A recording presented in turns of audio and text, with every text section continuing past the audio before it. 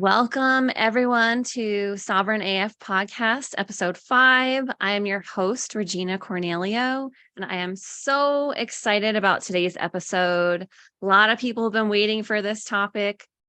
We are going to talk about all things about the process of commercial redemption, status correction, debt discharge, taxes, common law, trust, all of those things. And my guest, Johnny Strawman, I'm so excited to have him on here. He is a sovereign national and a secured party creditor with over 20 years of experience on the path of commercial redemption. So I cannot wait to tap into his wealth of knowledge. Thank you so much for being here, Johnny. I appreciate it so much. My pleasure. My pleasure indeed. Yeah. And so can you tell us a little bit more about you and how did you get on this path? I'm from Oregon originally. I live in Texas currently, but I come from the area basically where it started. Robert Kelly, the Redemption Manual, all those guys. That's where I'm from. And I was around a lot of those guys, Jack Smith, Robert Kelly, Victor Barjabadian. So I kind of was ushered in with that generation. They were a lot older than me, but they took me under their wing. So I was on the front lines to begin with. Wow. Awesome. And that's a long time. I mean, I feel like I just started hearing about this within the last couple of years. I feel like I'm behind. Yeah, it's definitely one of the best kept secrets. There's a few people that actively write about it, put word out, but really honestly, it's become the rave in recent times. Again, it's the best kept secret out there. 99, 98, 99, even 2000, there was a big push, but I'm not really exactly sure what happened, but there was some things that happened that broke up the guys that were together and they kind of went on their separate ways. The Americans Bulletin is kind of like was the rampart for many years. It's a newsletter out of Oregon and an organization. It's where Robert Kelly's from. And he kind of left that and went off on his own and started another company. Allegedly, there's a lot of rumors surrounding it. He had a stroke a number of years back, possibly died, but they're still carrying on that business. And it's called Sovereign Filing Solutions. I don't mind putting it out there because, we're just talking about information. So they kind of broke up. They all kind of went their own direction. Some had success, some didn't. And so I don't know if that's the reason that people started forgetting about it or it wasn't so popular anymore, but they were kind of the driving force behind it. A lot of people would know Victor Barjabadian better under his real name, which is Jordan Maxwell. He went under the pen name of Victor Barjabadian in writing Cracking the Code, 3rd edition, or compiling it. He didn't write it. It's mostly forms and some other information, but he compiled it. He's the editor. And I don't know if you know who that is, but most people in this movement know who Jordan Maxwell is. I'm assuming it's different from the Jordan Maxwell I've heard of, the big time author. It's probably someone different. Yeah, it's probably different. He's not a big time. He's only got the one book, but he's big in the sovereign movement and, the commercial redemption sovereign movement specifically. He's dead now. He died a couple of years ago. Okay. Awesome. Wow. You had some great mentors then. That's amazing. Yeah. I don't know anyone who's been in this process as long as you. And I've met quite a few people, but everyone's kind of newer to it. So I'm excited to dive in. Why don't we start? Because we have different levels of awareness with our viewers. Of course, some people probably have never heard of this, all the way to people who are in the process of it. So how do we just kind of summarize the topic? Basically, how the U.S. is a corporation and what that means for us with our Social Security and birth certificate, and just kind of like quick summary. Yeah, let's start. We'll start with that. The United States is a corporation. Obviously, 28 USC, that's United States Code, Section 3002-15A, specifically states the United States means a federal corporation. Getting that out of the way because there's a lot of naysayers that say, oh, no, it's not a corporation. There's no proof. 28 USC 3002-15A is the proof. There's other proof as well, case law, things like that express that indeed the United States is a corporation. It was originally incorporated February 21st, 1871. That was when Washington, D.C. was incorporated. And then from that point, there's been other phases of incorporation. There's been other recognitions of it. The IRS recognizes that a corporation. And so having said that, the straw man concept that a lot of people are aware of has to do with corporations, because corporations can't do business with flesh and blood people. They can only do business with other corporations. So the United States came up with this plan to create the straw man. And that's what happens when you're born. A birth certificate is issued, and then on the file date, a state file date, when they process that birth certificate, the straw man is created. The straw man is an ens legis. In Latin, that means a creature of law. It can't be contemplated in anything other than the law. It's fake. It's a fiction. The straw man is an ens legis. If you think of the straw man like a power line, then you can understand it. And that's what it is. It's a transmitting utility. You look at a power line, it's transferring energy from different points to different points, whether the power of residence, power of business, it doesn't matter. That's what your corporation is. That's what your straw man is. It's a transmitting utility. It's a way for the corporation United States to do business with you against your will, even, because it ultimately, when they address the all caps name, most people assume it's them and they stand as surety for it, not even realizing what they're doing, and entering in adhesion contracts and the like. So ultimately, that's what's going on. The straw man is a corporation. It's a trust specifically. You'll hear people say it's a cestui trust, and that's based upon an act that was passed in 1666, a long, long time ago in Great Britain, known as the Cestui V Trust Act. And essentially, that was put together, believe it or not, because there was a lot of people that were leaving London. There was a great fire that happened in London, but there was also people going on voyages. They were looking for diamonds. They were looking for whatever, right? Looking for adventure, looking for riches. And so a lot of those people were lost at sea. They didn't come back. So the government devised a plan to remove their property from them by saying they're lost at sea, they're dead. So we'll set up a trust for them. If they come back, they can have it back. But, if you come back 10 years later, there might not be anything back to have to begin with. But that's the concept. The trust itself, it's a cestui trust in form, but in reality, it's a UCC contract trust account. It's all through the UCC, which is the law merchant, or the international law merchant, which is essentially how all countries do business with each other. So we're all under that. There's a few different acts that have been passed. One was under Abraham Lincoln. One, it was revised, I believe, under Franklin Delano Roosevelt, maybe Lyndon B. Johnson. It's called Trading with the Enemy. And ultimately, what those acts do is make the American people the enemy of the state, the enemy of the corporation, so that they can deal with us as enemies. So in a nutshell, that's ultimately what we're dealing with. We're dealing with a corporation. Let me just also add this. It can go very deep. Obviously, we could probably sit here and talk about this for 10, 15 hours, but previous to the Constitution, you'll hear a lot of people, they argue the Constitution, they say, oh, it's Constitution this, Constitution that, but most people don't understand that, number one, we're not part of the posterity that the founding fathers were talking about when they drafted the Constitution. They were talking about their posterity, not us. They were talking about their people. It was meant to be an aristocracy, just like it is today. It's, the Clintons run it or the Bushes run it. It's all family. It's all that's ultimately what it's been from the beginning. The Federalists and the so-called Jeffersonian Republicans under Thomas Jefferson, which were called the Democratic Republicans, and they were the father of the modern Democratic and Republican parties. When Andrew Jackson came into power, he was fighting to basically take power from Henry Clay, so he broke off and started the Democratic Party. So that's really how that happened. But they all come from ultimately the same source, which is the Federalists and the Jeffersonian Republicans. But prior to that, we were under something called the Articles of Confederation, not to be confused with the Civil War, not the Articles of Confederacy, but previous to the Constitution, we were under the Articles of Confederation, which granted us vastly more power as a people. We were basically ungovernable. So Alexander Hamilton and John Jay and the Federalists like that, John Adams, they got together and devised this plan and to usurp the Articles of Confederation. That's what they did. The Constitutional Convention in Philadelphia, it wasn't a constitutional convention to begin with. It was a convention where the Continental Congress sent out delegates from the 13 colonies to propose amendments to the Articles of Confederation. And instead, what they did is they usurped the government and started a new government. It wasn't a good thing that the Constitution was put into place to begin with. It was a bad thing. The Articles of Confederation empowered us far more than the Constitution does. And most of the things that were, most of the concessions, I should say, that were granted, the Bill of Rights and things like that by James Madison and those guys, Alexander Hamilton, again, they were begrudged. For one, they weren't trying to give the concessions. They did basically like they did with Obamacare. They said, you're going to vote up or down. We don't need to worry about any flaws in it. We're not going to really have a lot of conversations about it, just up or down, and then we'll figure it out after that. So the Federalists started basically tar and feathering opposition. There were anti-Federalists. You don't hear about them much, but there was a whole host of anti-Federalist papers that were written against the Constitution and against these guys that were usurping the government. So long story short, the Federalists were attacked, the opposition. They were these guys had a lot of money. The opposition were not, they didn't have a lot of money. They weren't in, positions of authority.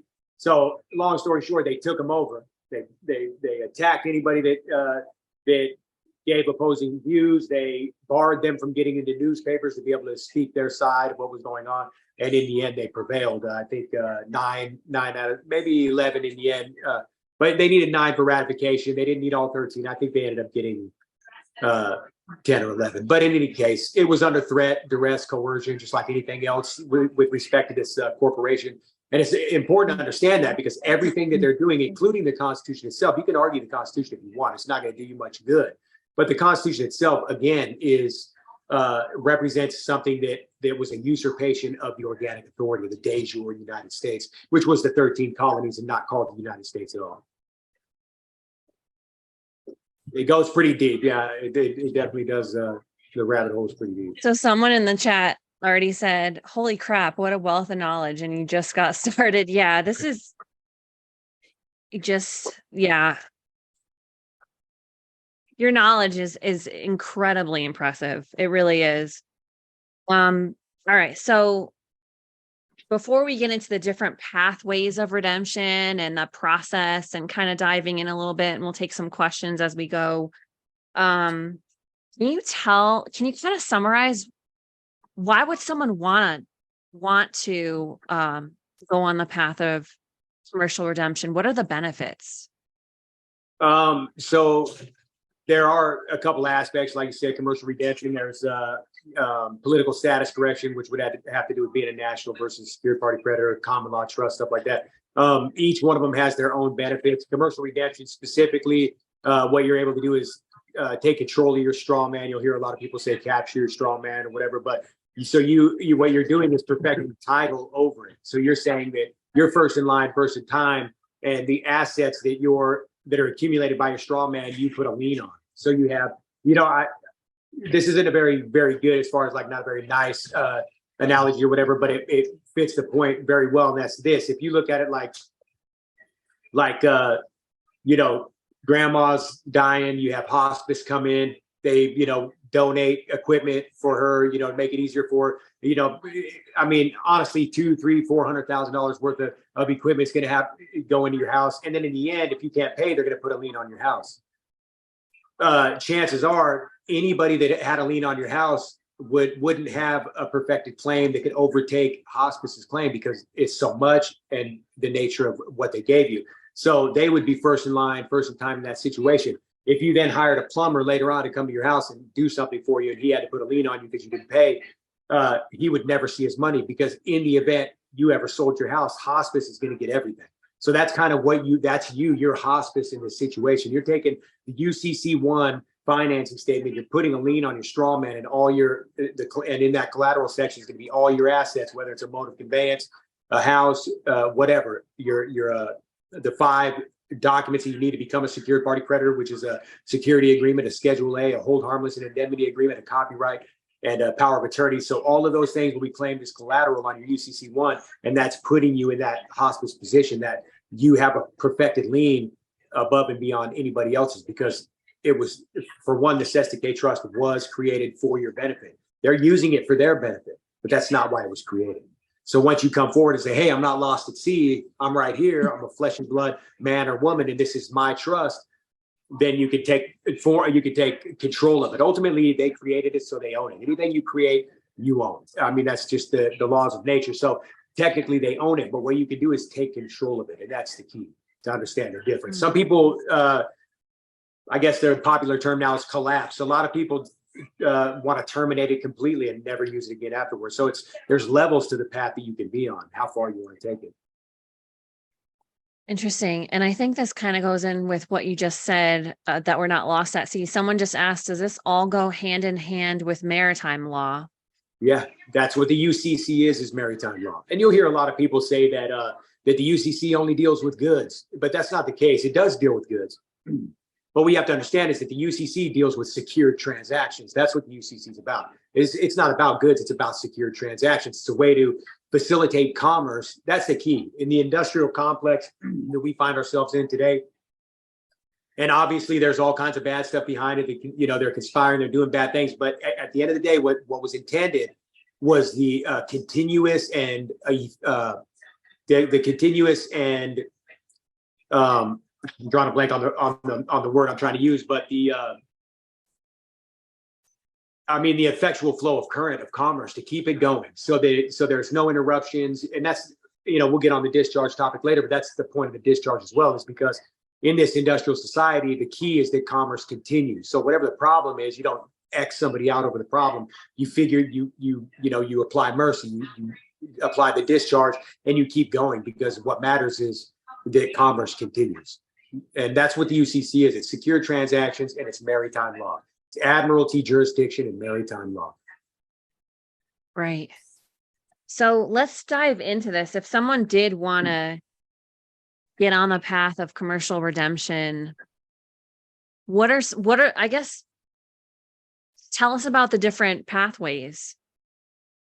Okay. So if you are trying to, so let me just explain it like this.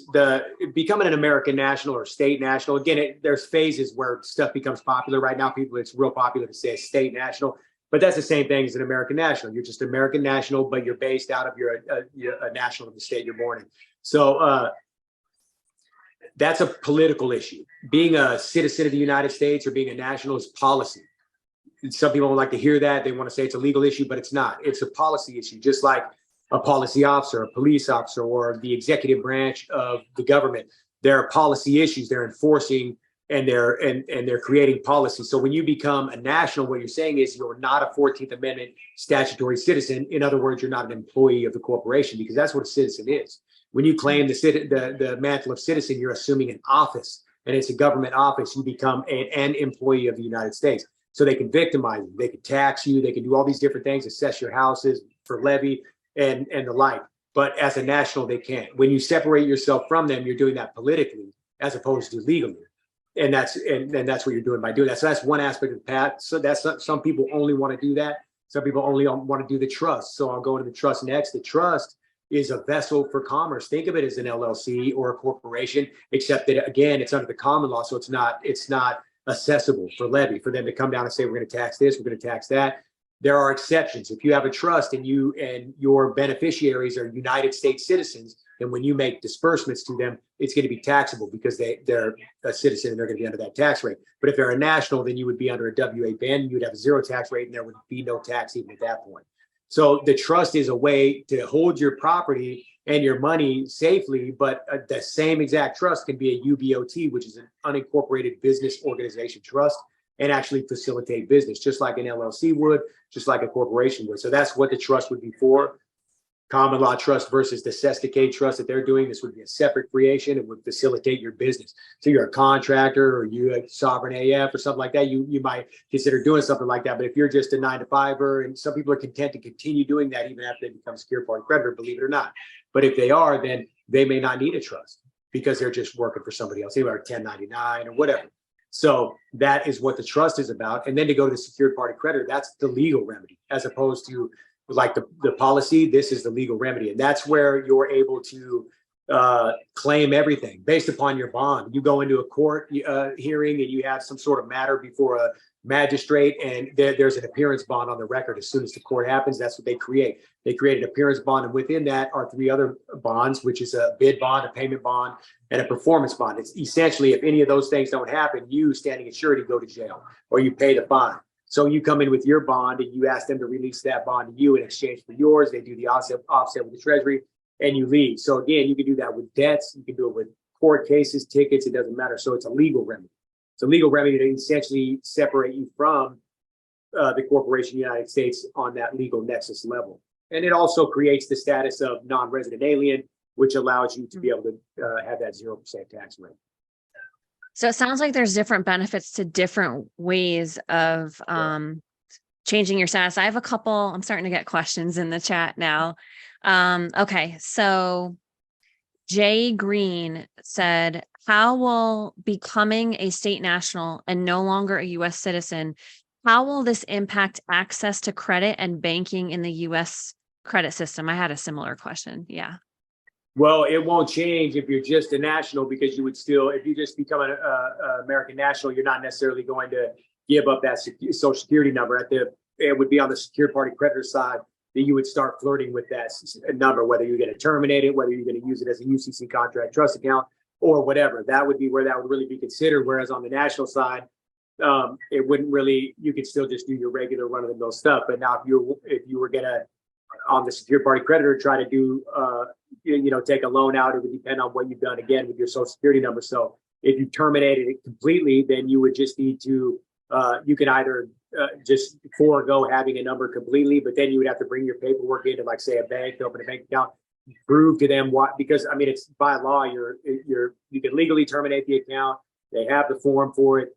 You can do it like that. So you would bring in the proof, and they can override that. It'd be a little bit, it can take more time, more red tape. So if you're somebody that doesn't want that to happen, then you might consider an ITIN, which is done with a W-7 form. And that's an individual taxpayer identification number. It's different from a social security number because it's only for people that don't qualify, that aren't eligible for social security number. So if you collapse your number and you need a number to use, that would be the way to go. So you have a couple of different methods for getting loans and things like that. You can use the ITIN. You can just prove that you say you are with the paperwork, and they can't force you to give up the social security number anyway. It's a felony if they do. So, and that's, again, that people don't understand, is that if you have the law behind you, you can't go in there. Always remember non-confrontation too. There's a lot of guys out here that apparently try to get people killed. They're telling people that they should go out and bow up on policy officers and exert their rights and whatever. I'm not going to name any names, but at the end of the day, it's non-confrontation. You don't want to do that. They have guns. They're policy officers. They know that they can pretty much get away with anything. So you don't want to go down that road. And not only that, but you got to understand that the secured party creditor process, when done properly, is an honor system. It's in the UCC, honor versus dishonor. So you're going to want to deal, as long as you're dealing in that method, you're going to be able to get what you need. If you have no number at all, though, it's going to take a little bit of footwork. So I have a question to kind of piggyback on that, because you said, sounds like American National or State National, not a lot changes there. You can still use the credit system. You can still take out loans. Secured party creditor is a little bit different. But here's my question, and I asked you before, and I want to dive a little bit deeper, is so you can still get a loan, but if you're not paying taxes, how do you show proof of income? So is there another way to access money, or? Well, yeah, but you can, if you don't have you can use your account itself to prove the income. If you have, cash flow coming in and out of the accounts, you have a trust, things like that. So even if you're not paying the taxes, you're still, the cash flow is being generated. So you would go off that specifically. Okay. Because I know some of the regular loans actually require, or they try to make it that they need to see tax returns. Because I know, like, my boyfriend and I had, we were looking to buy a house, and I remember going through that. So you may have to get like a different kind of a loan, or talk to some other. Right. And you're gonna, if you do the secured party creditor process, you're gonna do a WA bin and a Form 56 with your charge back to the Treasury. So the fact that the taxes are, that you're not under that tax bracket, so you would produce that in exchange. I mean, if you're not eligible for paying it, then you can't be held to produce something that you're not getting. And you had mentioned something to me about monetizing your bond. How do you access that? Is that something that you can access just anytime, or is that? It takes a little bit of footwork. You actually, in that situation, have to find a bank that's willing to work with you, because they're the ones that have to monetize it. Primarily, it's used for discharge, so debt that's already happened, or like criminal charges, things like that, tickets, whatever, on the upfront. Those are about the only thing you can attack from the front end. Otherwise, it needs to be in a debt form. But if you have let's just say you had a project in mind, and you were planning to renovate this house or something like that, and you had a plan, you bring the plan with them. With the bond, the reason they can monetize it is because the bond is assuring them that if something goes wrong with the plan, that the Treasury will honor that offset. So, that's ultimately what it would boil down to, that they wouldn't be, out of the money. So it's not a loan then. If you monetize the bond, you're just accessing the bond. That's Is right. that correct? That's right. Yep. That's wow. correct. Interesting. Would someone be able to buy a house that way, or? theoretically speaking, again, it would depend on the plan. It would depend on the bank. You would have to be able to. I deal with Chase, Bank of America. They're like the evil empires, which I mean, honestly, means they're more apt to do things that would be more on a level like this because they've been around for a long time. You know, they've seen it all. They've done it all, and they're not really at risk of losing anything. But I've had no problem with Chase. So if you go through Chase, a lot of times you're going to be able to get whatever you want. Wow. Interesting. So you have access to this bond, and that's connected to your birth certificate. Is that correct? That's right. Yeah, you have to create the bond based upon the birth certificate in the chargeback process. If you have a social security number on the back of your social security number, there's a red number. It starts with a letter, and then it's a numerical sequence after that. That's your actual bond number. That's what the bond number is. But when you do the chargeback, you'll create a new bond. You'll create a new number also, which generally people, if they're going off of foundational teachings, you use the tracking number as your new bond number. So we generally use FedEx. You want to use a private courier if for Washington D.C. You want to use a private courier. So that bond or that number, that tracking number, would then become the bond number. You would insert that in, say that this is the original bond number. You're creating this bond number for every future transaction, and then ultimately that bond, again, you would type it up, create the number, create all that, and then charge that back with a banker's acceptance or international bill of exchange, which is ultimately making the transaction from the birth certificate to the bond. Wow. Very enticing. Very, very, very, very interesting. The different benefits to this. So, okay, Cynthia has a question. She said, wow, I wonder if the trust you are talking about would work for a minor that has a large inheritance that's in the court system until she's 18. In what way? Give me a little bit more on that if you're looking for an answer, because I mean, most definitely a trust can help in almost any situation, but do you mean access something specifically? Okay. I'm trying to think about what she's asking. Yeah. Can you get a little bit more specific, Cynthia? So, there's a large inheritance that's in the court. So basically, she's talking about a minor that has a large inheritance in the court system until she's 18. So I guess she can't access it. So I guess she's wondering if there's a benefit to put it in a trust. It's money inherited from her deceased father. So yeah, I mean, always a benefit for something like that. If you can get it put into a trust, that's going to be the best place to have it. You keep it sheltered. Okay. That's what trusts were specifically made for. Originally land trusts, but as the law states, the common law, the Constitution, across the board, anything can be held in trust. Mm-hmm. Okay. Awesome. Hopefully that answered that question. Great questions. Everyone keep the questions coming. We'll try to get to as many as we can. All right. So you want to dive into the different pathways? It sounds like not everyone's, going to choose the same pathway, because they, again, like a 9 to 5 is going to be different from someone who has a business. They may only be interested in one, while some people might do all three. There's just so many things here to tap into. Should we get into some of the different processes, or Sure. Yeah. You would like break down how they go, like what they look like. Yeah. Or what if someone has debt that they want to discharge? Are you able to do that under each of the processes, or is there one that does that? It's the secured party creditor process. That's the one that you're going to be able to do the discharges with, because you're going to need that bond in order to do it. That's the basis for everything. With the secured party creditor process, American National, there's no bond created, nothing like that. And same with the trust. So it would be the SPC process. Okay. Now, if you do the SPC process, do you automatically, can you still keep your social security number? Like, let's just say you don't want the hassle, or is that automatically? No, you can't. You absolutely can. No, it doesn't. You have to do the termination.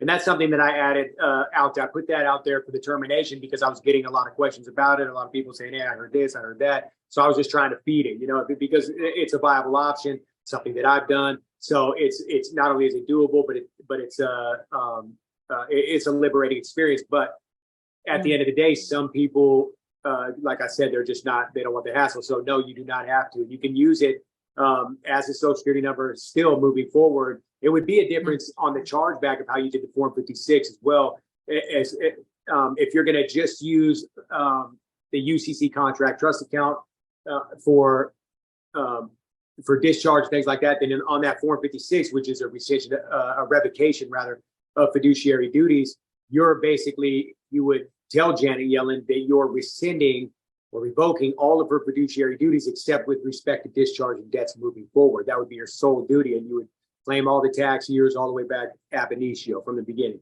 So there would be differences on how you would fill that out if you're going to do that. So if you want to continue to use your social security number across the board, then you would actually appoint her as your fiduciary moving forward for all the tax years, but still ride the WA ban and go tax exempt. But at the end of the day, you would still leave them in a position to be able to utilize the contract trust account, not only for your purposes, but for theirs as well.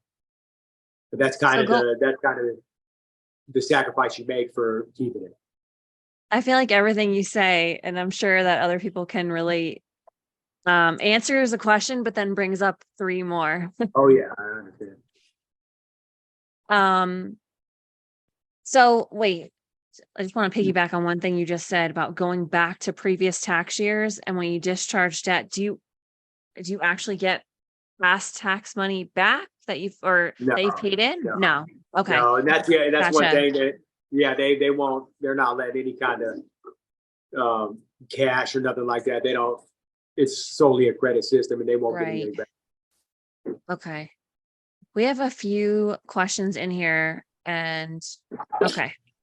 Okay. So the same gal, Cynthia, still, what did she say? I'm currently her GAL. This is about her daughter with the money, the inheritance. I'm currently her GAL, guardian ad litem. Since she cannot access the funds now, ad litem. I was going to be guardian of the estate since it's considered an estate because of the amount, but I haven't done that yet. I've had resistance to it for some reason. Then she says you can come back to this question later. Should we come back to this or? Yeah, we'll come back to it. Come back to it? Okay. Let's see. I think I'm missing some questions in here because I see talking and it's not. So, okay. So someone said, what are the three pathways? So maybe we can dive in a little bit. That's the common law trust, the secured party creditor, and the American national. A political status correction is really what it's called. And then, but that is the process for becoming an American national or state national. I would write it up on the board, but I believe it'll come up backwards if I do, if I'm not mistaken, if we're live. So I'll give it a shot. I think it does. No, actually, I see you're writing at the top that says strawman. Right? It must be only on Instagram. Okay, so then put it on here like this.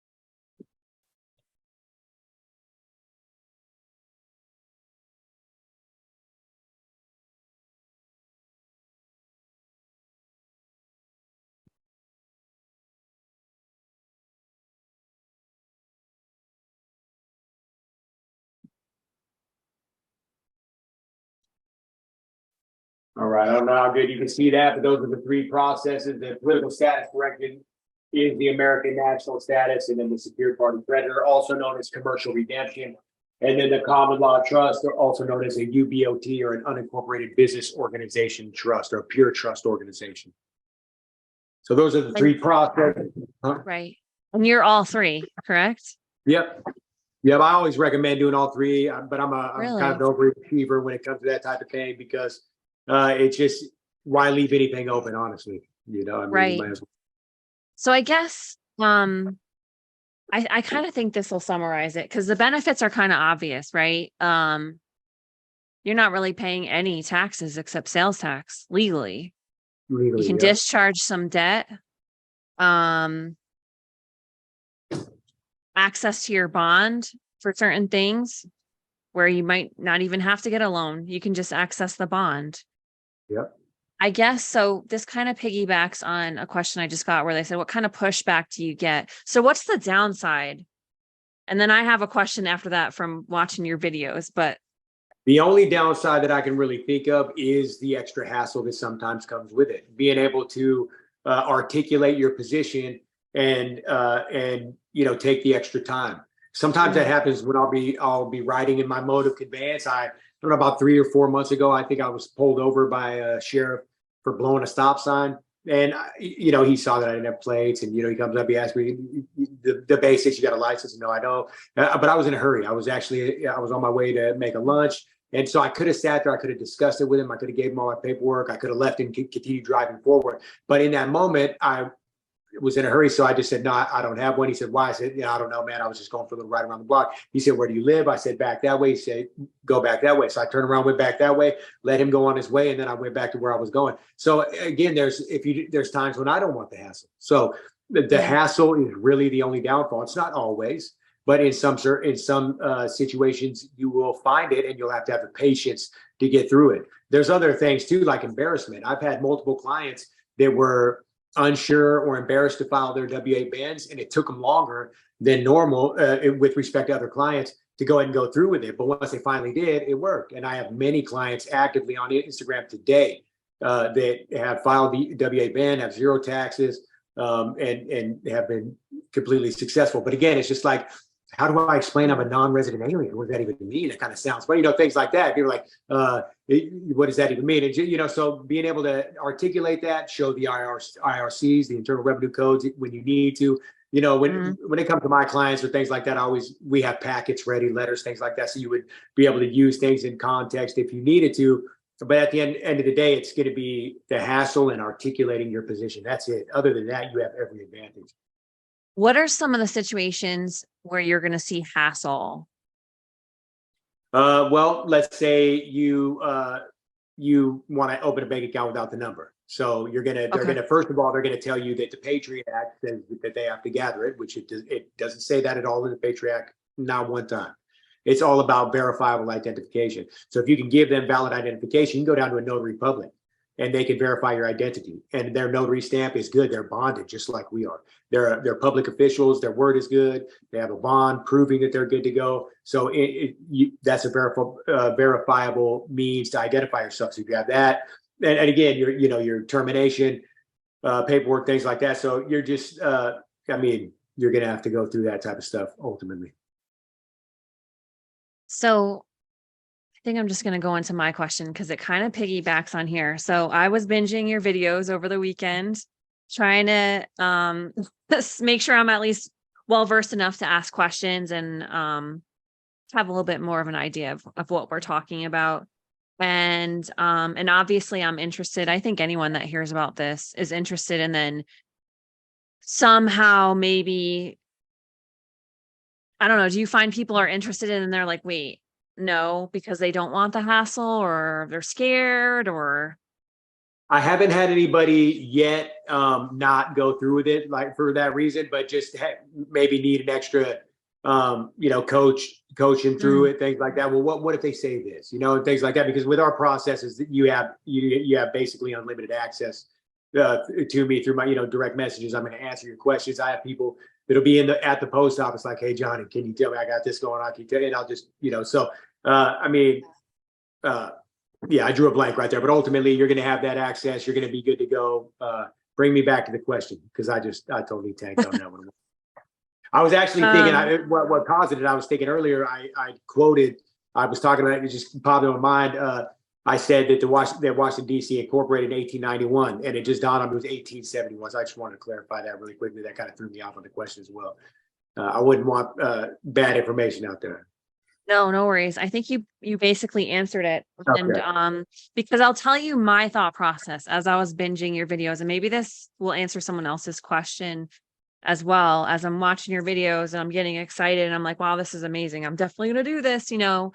And then I start to watch some of the videos you shared about people getting pulled over. And I'm like, oh, because I like to travel and we go on road trips. And where I live in Idaho, I can access Utah, Wyoming, Montana, Washington. all of those states within 3 hours or less. So I go on a lot of road trips every month.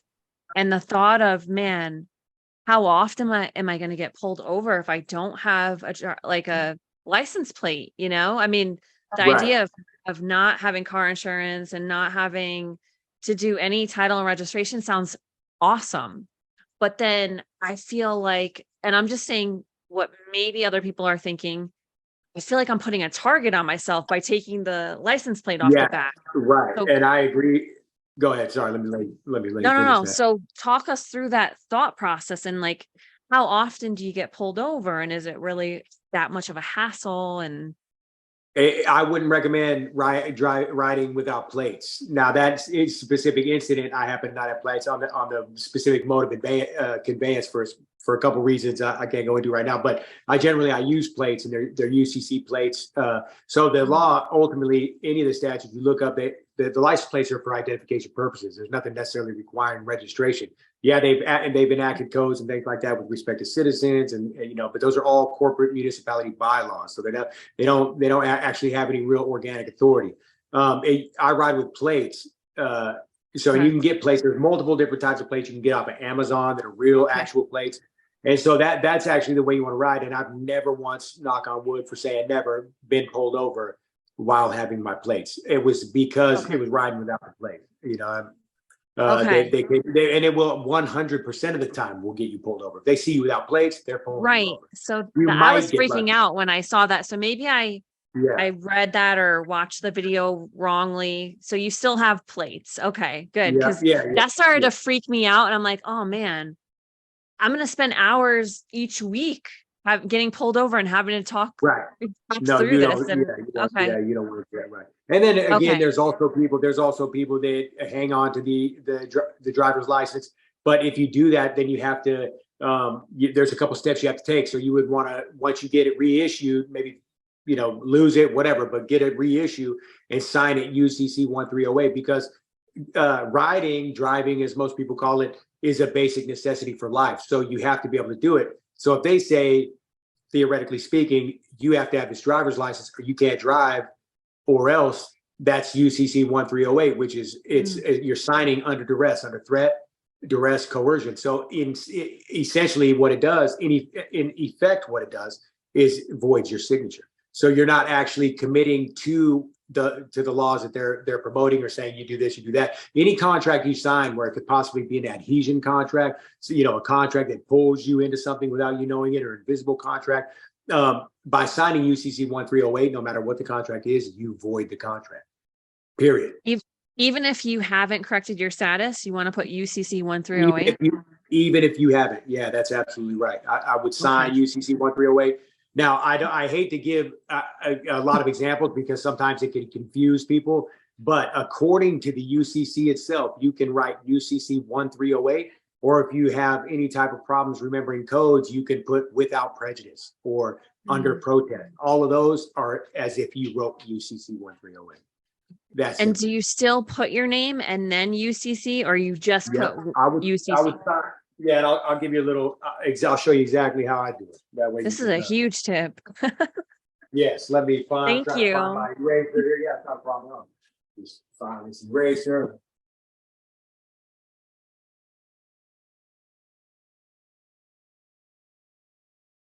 Let me actually not set that. I'll get it all over my shirt. So I'm just gonna, basically just do a fake signature like this.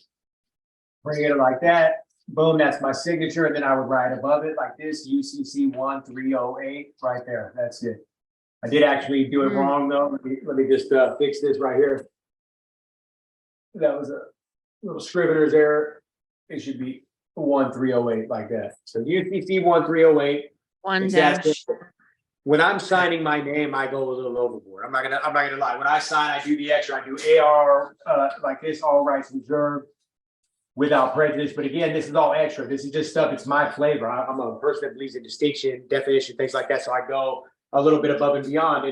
And And it doesn't matter because it's your imprimatur, it's your mark, literally by law. They can't say what your signature is. As long as that's what you use and that's your intentions, you can write sign however you want. But this is extra. You don't need to worry about.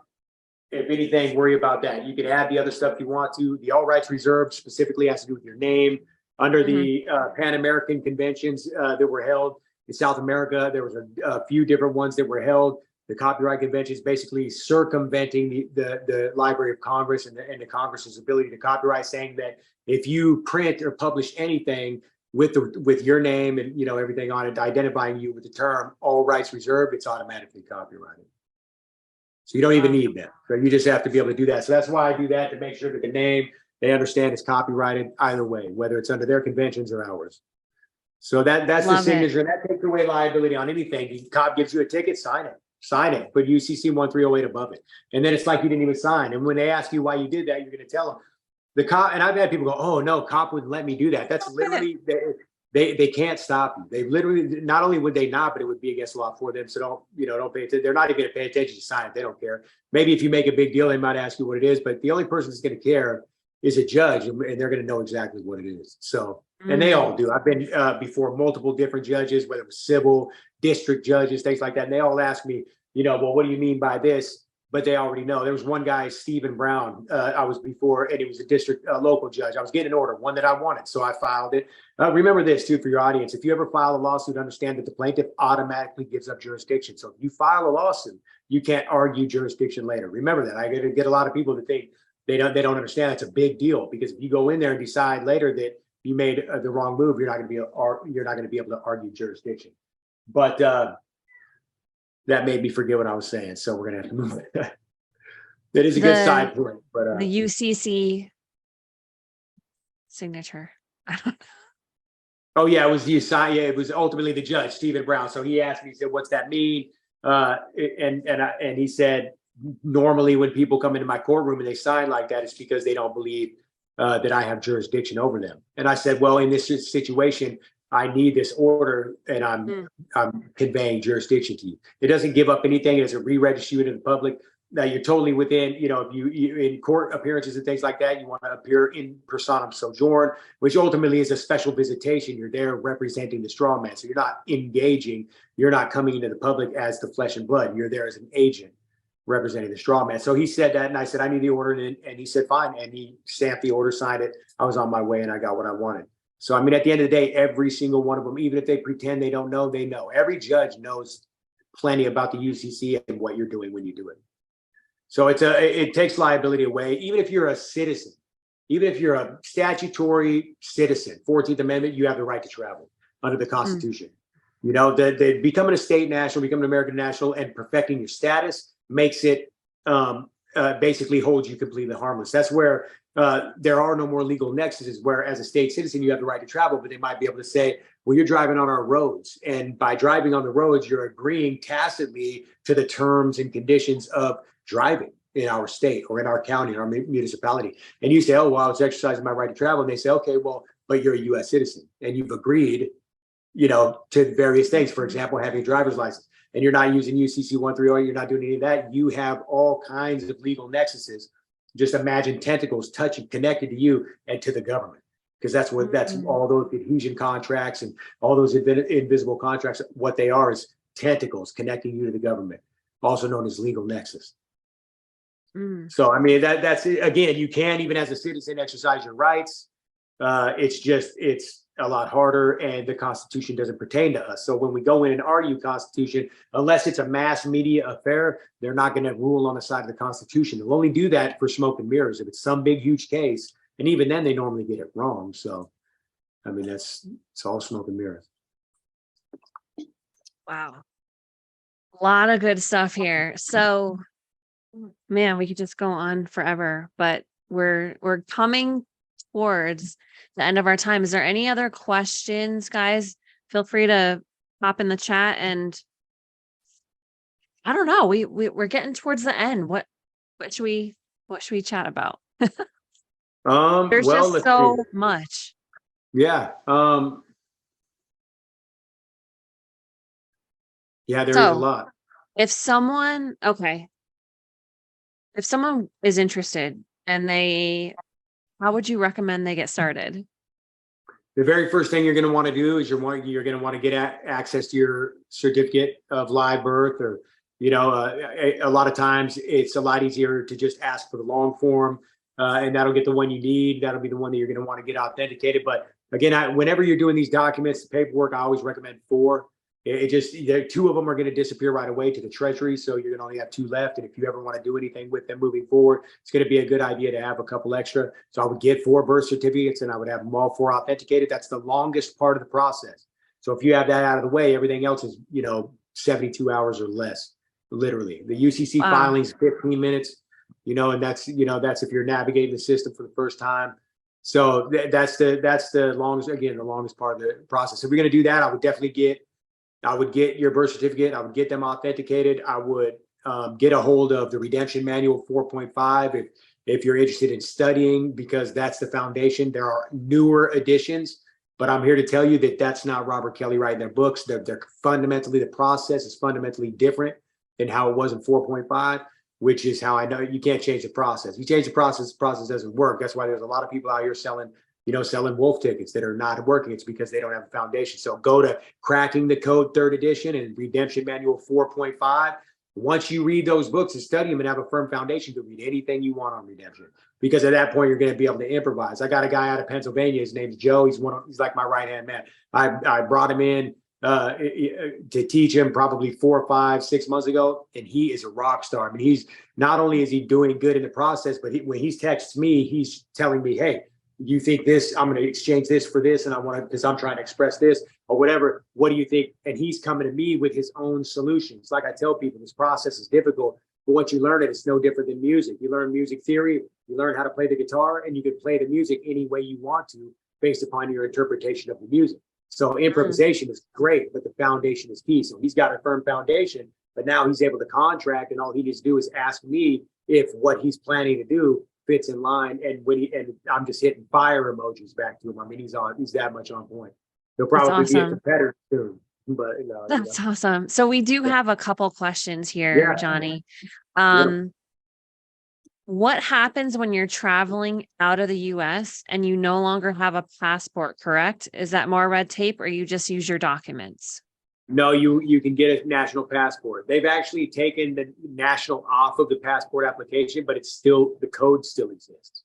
So they're basically just trying to, they don't want you to be able to do it. So what you have to do is you do a DS-11, and you would show your paperwork, and also do an affidavit proving your status, or demonstrating rather your status as a national, and you can ultimately get a passport. There's a lot of people out there that say, oh, 5-star, passport, this and that. There's nothing really to show that really even is a thing. But you can get a national passport and travel out of the country, and as a national, as opposed to a citizen. So that's not much of a hassle. No, and we also offer that process. So that's awesome. That for. And then someone asked, how do you get your birth certificate authenticated? Is it like getting it notarized? Kind of. If you go through now, the Secretary of State can apostille.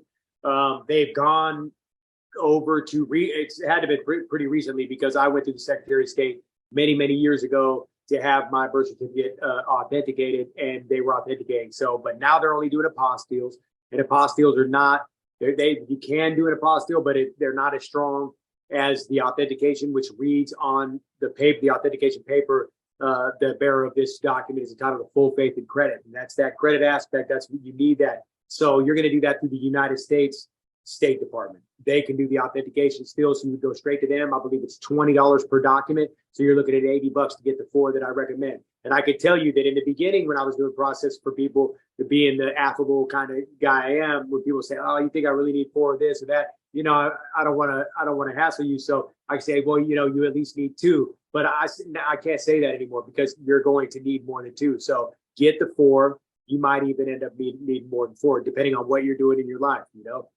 So just you 5 years from now, you catch major religion, you become a minister, and you don't want to go to another country and spread your gospel, then you're going to want to have an authenticated birth certificate for that purpose, to be able to provide credentials over there. Once you get there, you get different treatment. So again, that might not be you, but you never know what type of thing might come up. So 4, get the 4. There's a specific form with the State Department if you look up authentication, I can't remember the number right off the top of my head, but if you Google U.S. State Department birth certificate authentication, it will come up. And just make sure you don't get an apostille. An apostille is like a notary, and you don't want that. There's the apostille and the authentication procedures are different. So there was the Geneva Convention, or excuse me, the Hague Convention took place, and a bunch of countries got together and said, we're going to streamline certain processes. And so the members of that convention streamlined the process and created the apostille. The apostille, again, like a notary, and that's not good enough for international. They want the full, the full meal deal. They want the whole authentication. They want to know for sure. So there's only a certain amount of countries that are in the Hague Convention and will accept the apostille, and then there's countries that won't accept it. It's inferior, so you just don't want to go that route. Google United States State Department authentication birth certificate. That's the way to go. Stay away from the apostille. Awesome. So, and you help people with this process, right? Tell us all the things that you offer and that you do. Yep. This is what we do 24/7 for one. So this is our livelihood. This is what we do. We're three people operating the trust. We don't have any other jobs. It's our job. So that's important to know, because with what you're, not only with the experience you're getting, but also the level of treatment you're going to get. I'm not going to be stuck at Walmart while you're trying to get a hold of me,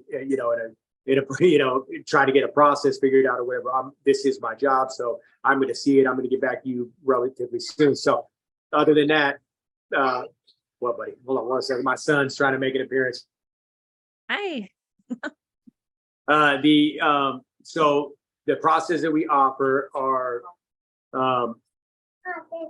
we offer secured party creditor, the political status correction. We offer the common law trust. We also offer land patents, the process for getting a land patent, a allodial title, so that your property, you could be eligible for not having property taxes. We pretty much offer almost everything. I drew a little bit of a blank because of that. I had a couple things I was going to say specifically that are important, but let's see if that comes back. We'll get to it if not. I know a lot of people were interested in that allodial title, so you can help people with that process as well. Yep. So then they actually own their property and they're not paying property taxes. Correct. Nice. Yep. And you can do that after you already have your property, you're already paying a mortgage. It doesn't have to be up front, or it could be either way. Yeah, that's right. It would be, wait a minute, the allodial title specifically? No, you would want to do that. If you can do it, it doesn't matter either way. But if you can do it on the upfront, that would be the best way to do it. You can go back, you just have to correct some things. So in a title, normally in a deed, you're going to be agreeing in the title to the taxes. So they'll say, we'll take care of this, period. And then once you move in, you're responsible for everything else moving forward. So you have that contract saying you agree to pay the property taxes. So you would have to go back and fix that. You got to create your own deed. That's where the land patent comes in, the survey, and then you're going to go down to the county recorder and re-record it. You would supplant the other deed that they had on record, and then do the new deed. So that would be again doable, but just a different method on how you would go about it. Whereas on the upfront, you can design the deed from the very beginning. Now, not if you're getting a loan. It can be tricky in certain situations. If it's a FHA loan or mortgage, like you're saying, then you're going to probably have to come back on it. Whereas if it's a private sale, then you can dictate how the deed's written up. And you don't need a title company, you don't need a lawyer, anything like that at all to write up a deed in a private transaction. So it's important that it be a title, not a deed, but in this situation. But yeah, a lot of real estate companies, things like that, act like you have to go through title companies or whatever, but obviously that's not the case. Okay. But basically everything we've discussed, you help people with doing some of the process for them and walking them through the allodial title, the 3 different ways to access sovereignty. Someone asked, do you also do minors? Well, it's the thing about if you have children and you're trying to secure them, then what you would want to do is claim them as chattel, which is property. But going back in time, that's what children were considered chattel until they reached the age of majority. So they wouldn't be able to do it on their own, but we could add them to your filing. So you become a secured party creditor, you would use a UCP3 and add them on as chattel, and that would basically make them secured because you would be entitled to all of their assets. You would speak in behalf of their straw man up until the point that they were able to take the title themselves, and then they would have it. So technically, yes, but it would just be a slightly different process, and you would be the title holder until they were the age of majority. Okay. And then when they became 18, they would go through the process themselves. Yep. That's how it works. Okay. Yep. Gotcha. And then we help on discharges. We also have a school on Patreon. There's multiple different tiers. The L University tier is called the Redemptor tier. We have generally around 20 people in there at any given time. We go through tactics. We go through not only the processes, but how to get, circumvent situations. A lot of stuff that's asked. We have a feature on Instagram every Tuesday called Tell All Tuesday, where we feature, up to 3 questions a week.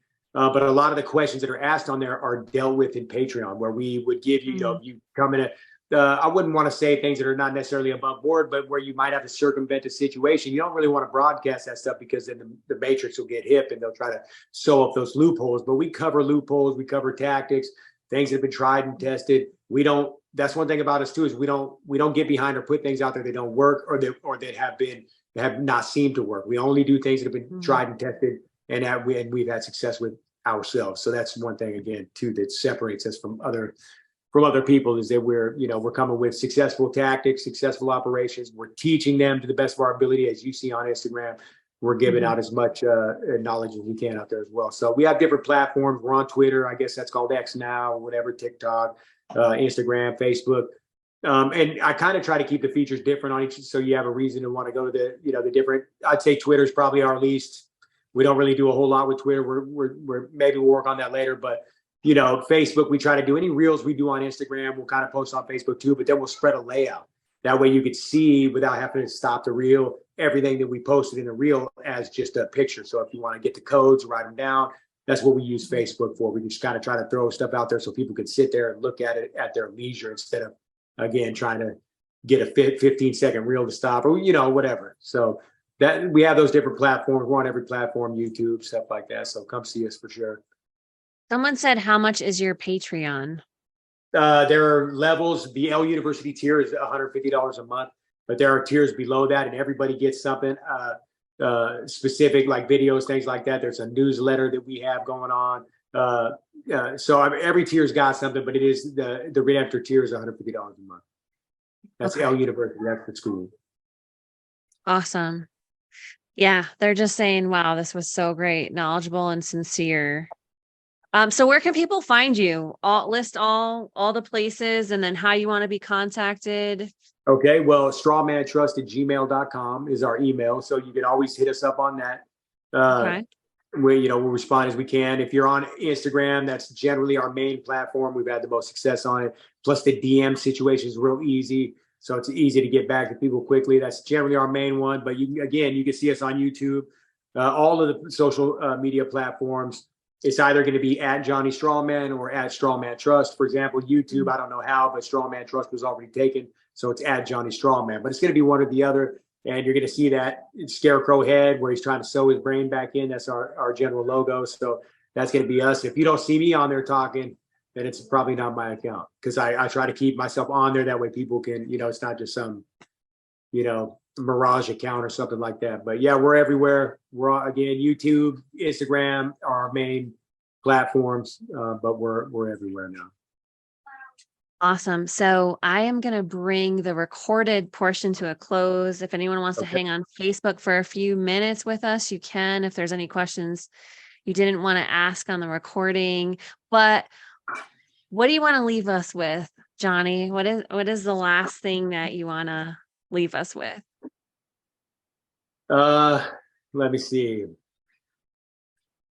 I would say that at the end of the day, accessing freedom, it's maybe redundant to say that it doesn't come free, but it takes perseverance and patience. It takes consistency. It's not just a matter of, there are a lot of people out there that will tell you that if you become a Redemptor or an American national, that you become Neo from the Matrix and you could stop bullets in the air and nothing could touch you and you're completely immune. And that's simply not the case. But what it does is it gives you the best possible position to be in, to be able to access your rights and to protect yourself from predators, whether it's government, whether it's Al Capone, IRS, or anything else. It protects you from them and gives you a means by which you can stave off attack from people that mean to, again, victimize you, even credit card companies and things like that, and their presentments, and debt collectors, and the whole nine. So at the end of the day, it takes due diligence, it takes persistence. It's something that you can get a lot of value from, but you have to be willing to, just like if you were learning to play the guitar, you actually have to learn the notes and try to play a few times a day. You have to do it in order to be able to do it, to really be strong at it. So that's what I would leave you with is, whatever you're doing with respect to any of this sovereignty outside of the box, don't be backed down easily. Don't allow a few little obstacles here and there to stop you. I've had people, not necessarily that were clients of mine, but I've seen people that stop the process in little areas. Maybe it was the copyright, maybe it was something where they just decided they didn't want to keep doing it, and it was a big mistake. Everybody that finishes the process are very successful, and you just got to be able to have that perseverance, to be able to have that patience and prevail. So I would leave you with that. Everything's a challenge in life, Awesome. but this puts you in the best position to handle those challenges. And can you imagine if more and more thousands and hundreds of thousands, millions of people did this? Is this how we beat the system right here? Yeah. Yes. We have to stop. Yeah. We have to rescind our vote. We have to revoke voting, all of that. People say, oh, we'll have another chance. We'll vote for this. We'll vote for that. Voting is the key to bringing us into saying, and you remember a couple elections ago, they made a big deal about the last two elections, whether it was Trump or whether it was Biden, and accepting the results of the election. Because what they're saying to you is that no matter what the results are, you're participating and you have to submit to them. So even if they're stolen, whatever the case may be, whatever the argument may be, you don't have any remedy because you agree to the process. The way to overtake the government, the way to institute an organic government is general assemblies. We revoke our statuses from the United States Corporation, say, go back to your 10 square miles, Washington, D.C., stay away from us. And again, by law, not just the common law, but the Constitution as well, empowers general assemblies. Remember that it says the powers not specifically given to the United States government are given back to the states and to the people. The people get together and create their own government, their own, body politic. Then they're able to make their own rules. And that is the way it works. That's the de jure society. So we have to stop participating in the matrix's game, and completely detach ourselves from it and create our own societies. Yes. Yes. Love it. Love it. Thank you so much for being here, Johnny. Everyone in the chat is so thankful. We'll hang out for a few minutes, but this is the end of the recorded portion. Thank you so much, all the viewers who are watching this on all platforms. Thank you for supporting this podcast and for being here. It was an awesome episode. Take care, everybody.